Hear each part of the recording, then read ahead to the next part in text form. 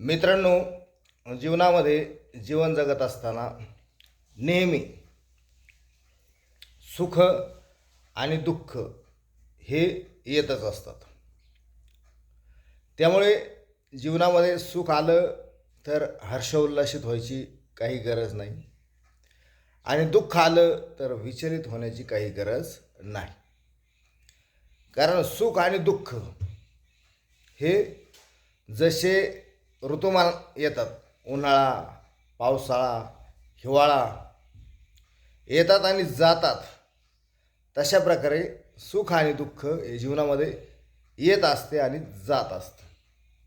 त्यामुळे सुख आलं तरी हर्षोल्लासित होण्याची गरज नाही आणि दुःख आलं तरी म्हणजे विचलित होण्याची गरज नाही. म्हणजे सुख आणि दुःख हे काय स्थिर राहत नाही. म्हणजे सुख आलं म्हणजे लगेच जीवनामध्ये आपल्याला ते सुखच आयुष्यभर मुक्कामाला राहील असं नाही. आणि दुःख आलं जीवनामध्ये तर दुःख हे आयुष्यभर आपल्या मुक्कामालाच घर राहील असं नाही.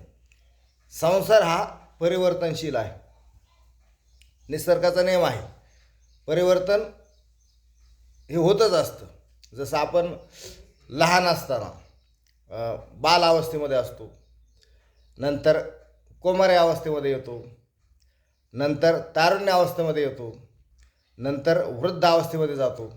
तशा प्रकारे निरंतर परिवर्तन हे होतच असतं. सगळ्या याच्यामध्ये परिवर्तन होत असतं. त्यामुळे दुःख आलं म्हणजे आयुष्यभर आपल्या दुःखच भोगावं लागेल असं काही नाही, आणि सुख आलं तर आयुष्यभर आपल्याकडे सुखच राहील असंही काही नाही. म्हणून सुख आलं तरी हर्षोल्लासित होण्याची गरज नाही आणि दुःख आलं तरी विचलित होण्याची गरज नाही. संसाराचा नियम आहे, संसार हा परिवर्तनशील आहे. त्यामुळे खंबीर राहायचं. सुख आणि दुःखामध्ये समदृष्टीने त्याच्याकडे पाहायचं. सुख आलं तरी समदृष्टीने पाहायचं आणि दुःख आलं तरी समदृष्टीने त्याच्याकडे पाहायचं. हे काय स्थायी नाही, स्थिर नाही, हे स्थिर राहत नाही. याच्यामध्ये नेहमी परिवर्तन होत असतं, नेहमी याच्यामध्ये बदल होत असतो. म्हणजे उदाहरणार्थ ज्यावेळेस श्रीरामांना सकाळी राजगादीवर बसायचं होतं, परंतु त्यांना 14 वर्षाचा वनवास भोगावा लागला. म्हणजे असं सुख येणार होतं, परंतु सुख आलं का? नाही आलं. दुःख भोगावं लागलं.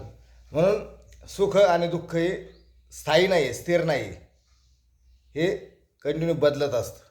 जसे ऋतुमान बदलतात तसं सुख दुःख हे आपल्या जीवनामध्ये आल्यानंतर हे कंटिन्यू चेंज होत असतं.